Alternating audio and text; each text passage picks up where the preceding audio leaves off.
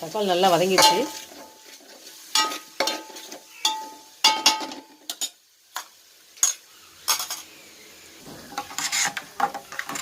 புளி, சின்ன வெங்காயம், குழம்பு மிளகாய் பொடி, மல்லிப்பொடி எல்லாம் சேர்ந்தது தான். இந்த கலவையை ஊற்றிடலாம்.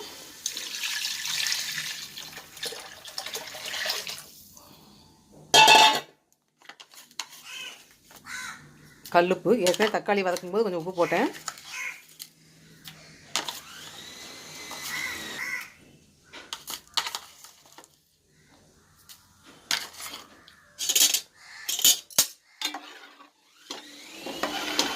பச்சை மிளகாய்,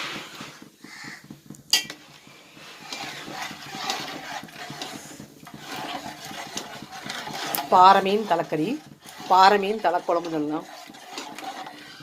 அதுதான் இப்போ வந்து குழம்பு ரெடி பண்ணியாச்சு. குழம்பு கொதிச்சோடனே மீன் தலையை